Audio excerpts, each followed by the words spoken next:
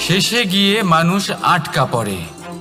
পার্থক্য শুধু এটাই, যখন এক পোকা এই জালে জড়িয়ে পড়ে তখন সে তার প্রাণ হারায়। মানুষ যখন এই দুটো ক্রীড়ায় আকর্ষিত হয়, সে নিজের মান, নিজের ধন সব কিছু হারায়, নিজের বিবেক হারিয়ে ফেলে।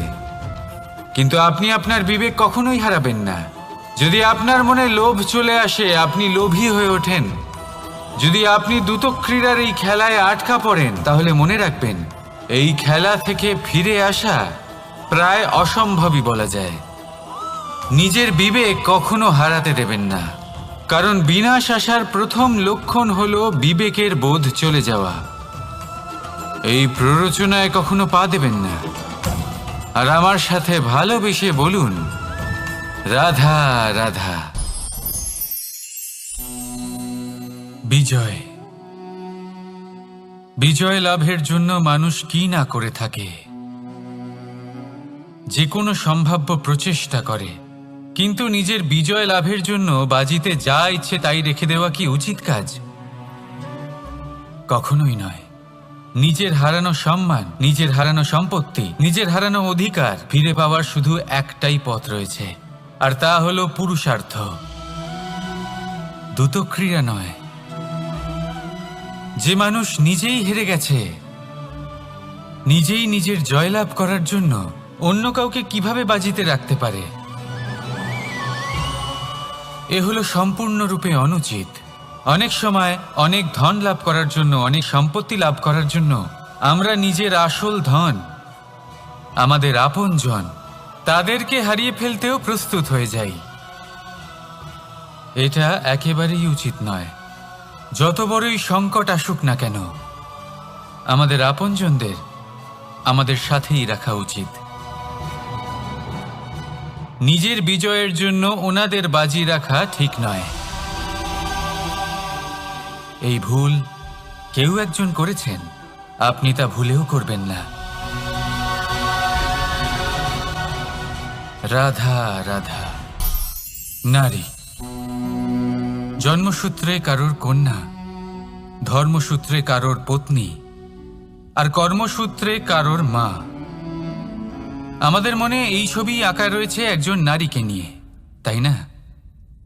একটা অতুলনীয় ভূমিকা রয়েছে নারীদের আমাদের জীবনে, আর নারী ছাড়া আমরা কিছুই নই। কিন্তু অধিকার, সেখানে আমরা একটা ভুল করে বসি। যখন নারী একজন কন্যা থাকে, যখন সে জন্ম নেয়, তখন তার ওপর অধিকার থাকে তার পিতার। আর তারপর যখন বিয়ে হয়ে যায়, তখন তার অস্তিত্বের ওপর অধিকার থাকে তার স্বামীর। আর যখন তিনি মা হন, তখন নিজেই তিনি জীবনের সমস্ত অধিকার দিয়ে দেন তার সন্তানকে।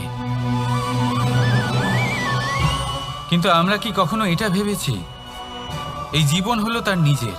যে নারী সবার কল্যাণ করছেন, তার জীবনের অধিকারও তার কাছেই থাকা উচিত, তাই না?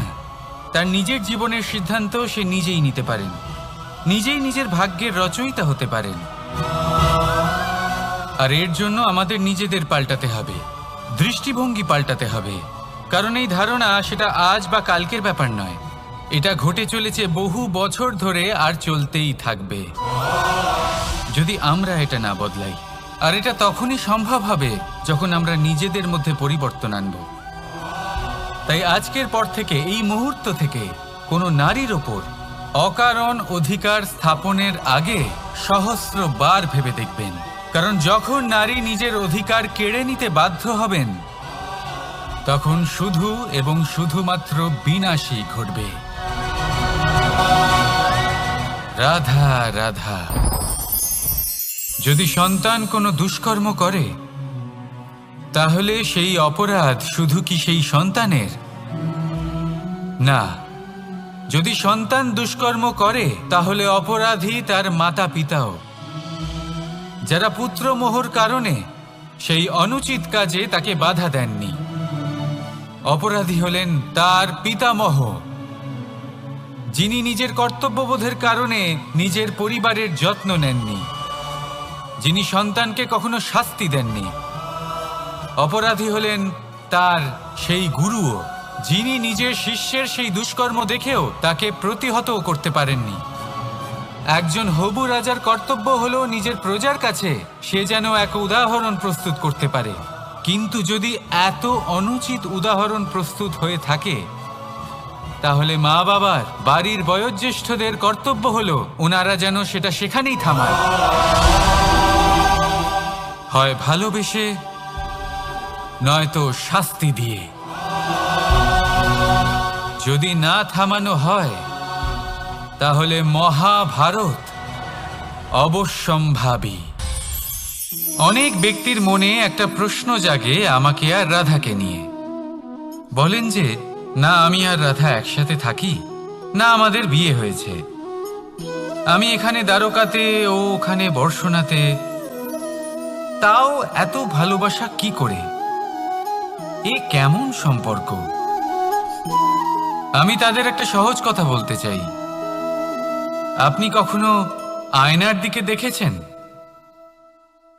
নিজের দুই চোখের দিকে তাকিয়ে জিজ্ঞাসা করুন, এই দুই চোখ একসাথে কেন বন্ধ হয়, একসাথে কেন খোলে, একসাথে কেন ঘুমোয়, একসাথে কেন কাঁদে? আজীবন কোনো এক মানুষের সাথে সম্পর্ক রাখা অবশ্যই সম্ভব, তাদের সাথে